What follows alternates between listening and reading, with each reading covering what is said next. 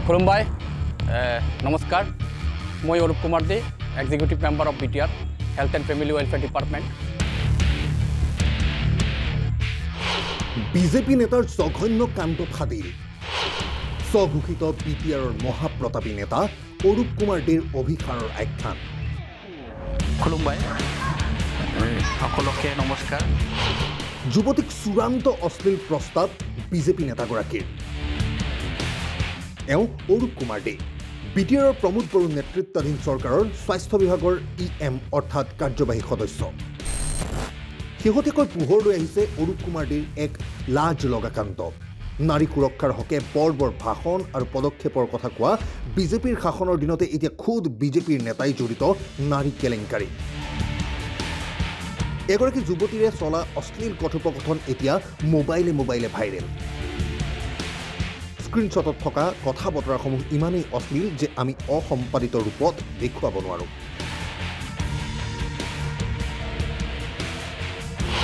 যৌনতা ভৰা মেছেজ এগৰাকী সন্মানীয় বিজেপি নেতাৰ। সংস্কাৰৰ কথা কোৱা বিজেপি দলৰ নেতাৰ কুকৰ্ম। খুলুমবাই সকলকে নমস্কাৰ। স্ক্ৰীনশ্বট ভাইৰেল হোৱাৰ পাছতে মুখা খোল খাইছে প্ৰমোদ বড়ো চৰকাৰৰ EM তথা বিজেপি নেতা অৰূপ কুমাৰ দেৰ। নেতাগৰাকীৰ এই ঘৃণনীয় কাণ্ডত এতিয়া চৌদিশে তীব্ৰ প্ৰতিক্ৰিয়াৰ সৃষ্টি হৈছে।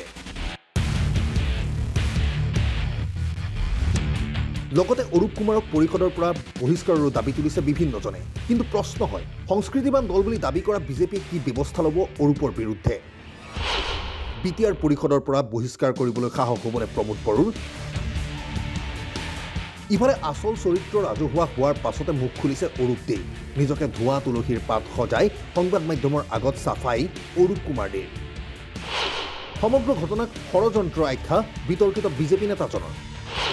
ষড়যন্ত্ৰমূলকভাৱে স্ক্ৰীনশ্বট ভাইৰেল কৰা বুলি দাবী অৰূপ দেৰ।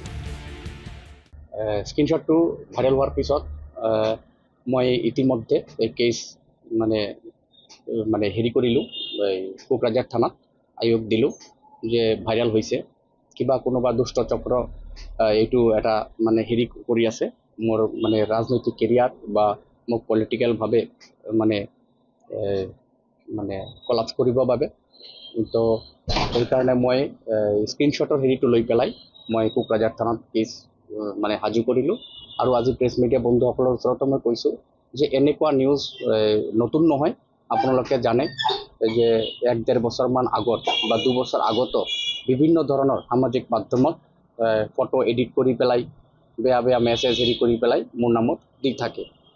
তো আজি সাংবাদিক বন্ধুসকলক মই কৈ আছোঁ যে এইটো কমপ্লিটলি ফেক্ট আৰু এইটো মোৰ লগত হেৰি নাই। আজিকালি এডিটিঙৰ জামানা, আজিকালি নাম্বাৰ বহাই দি পেলাই হেৰি কৰা যায়। আৰু মই মেছেজবিলাক চাইছোঁ, সেই এগেইনষ্ট ছাইডৰ ফালৰ পৰাও চাব মেছেজবিলাক পজিটিভ দুই পক্ষৰ যিটো কনভাৰচেশ্যন আপোনালোকে ভালকৈ চাব বস্তুটো।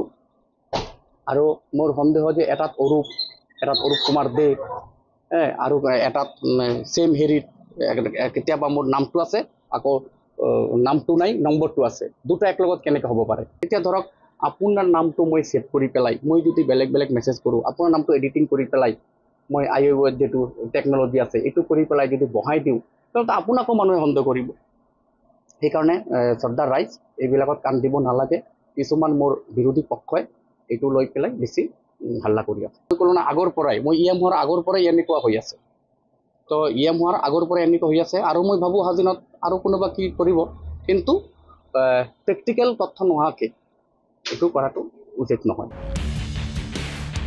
লগতে স্থানীয় আৰক্ষীৰ কাষ চপাৰ কথাও উল্লেখ কৰা বিজেপি নেতাগৰাকীয়ে। কিন্তু কথাটো হ'ল, যদি এইসমূহ স্ক্ৰীনশ্বট সঁচা তেন্তে দলীয় শাস্তিৰ প্ৰয়োজন নাইনে? বিষয়টোক লৈ বিজেপিৰ শীৰ্ষ নেতৃত্ব আৰু বিটিআৰ চিফ প্ৰমোদ বড়োৰ স্থিতিত নজৰ ৰাখিব ৰাইজে। Bureau report TNL news.